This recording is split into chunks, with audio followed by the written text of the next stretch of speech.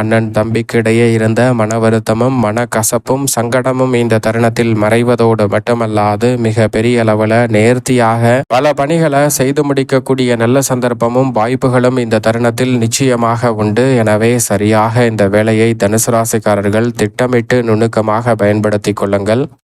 அது மட்டுமல்லாது இந்த தருணத்தில் பல்வேறு வகையான சிக்கல்களில் மாட்டிக்கொண்டு தவிக்கும் தனுசு ராசிக்காரர்களுக்கு அதிலிருந்து வெளிவரக்கூடிய நல்ல சந்தர்ப்பம் நிச்சயமாக உண்டு. கொடுக்கல் வாங்கல் உள்ளிட்ட பல விஷயங்களில் ஏற்பட்ட தொய்வுகளும் தடைகளும் தாமதங்களும் இந்த தருணத்தில் விலகும். தொழில் ரீதியாக நல்ல வளர்ச்சியை சந்திக்கும் தருணமாக இந்த வேலை அமைய போகிறது. இந்த தருணத்தில் நீங்கள் எதிர்பார்க்கக்கூடிய அதிரடியான புதிய நல்ல திட்டங்களை செயல்படுத்துவதோடு மட்டுமல்லாது இந்த தருணத்தில் மிக பெரிய அளவில் ஆதாயம் கிடைக்க கூடிய வகையில் பல நல்ல மாற்றங்கள் நிச்சயமாக உண்டு. உடன் பிறந்தவர்களுக்கிடையே ஒற்றுமை அதிகரிக்கும். பல வகையில் இருக்கக்கூடிய மன வருத்தமும் வேதனையும் முற்றிலுமாக விலகி மிக சிறப்பான வளர்ச்சி கிடைக்கும் அற்புதமான வேலையாக இந்த தருணம் அமைய போகிறது. பண விரயங்களை தவிர்க்கக்கூடிய வகையில் மிக சிறப்பான நல்ல வாய்ப்புகளும் சந்தர்ப்பங்களும் இந்த தருணத்தில் நிச்சயமாக கிடைக்க இருக்கிறது. லாபத்தை அதிகரிக்கக்கூடிய வகையில் பல நுணுக்கமான காரியங்களை இந்த தருணத்தில் சிறப்பாக செய்து முடிக்கக்கூடிய சந்தர்ப்பம் நிச்சயம் உண்டு.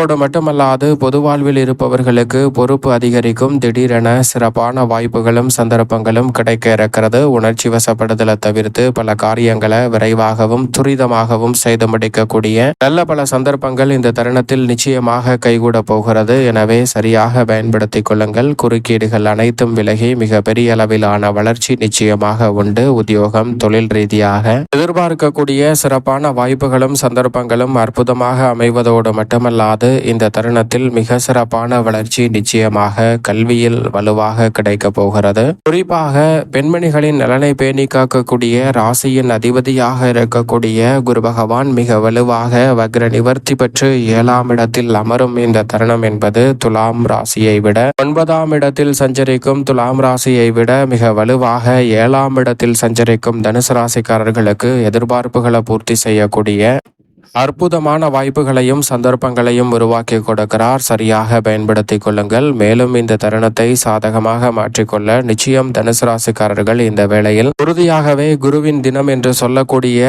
வியாழக்கிழமை விரதமிருந்து அருகாமையில் உள்ள இஷ்ட தெய்வ ஆலயம் சென்று தீபம் ஏற்றி வழிபாடு செய்யுங்கள். மிக பெரிய அளவிலான காரிய தடைகளும் சிரமங்களும் விலகி புதிய துவக்கம் என்று சொல்லக்கூடிய வகையில் மிக சிறப்பான அமோகமான வாய்ப்புகள் உறுதியாகவே உங்களை தேடி வரும் என்பதில் சந்தேகமே இல்லை.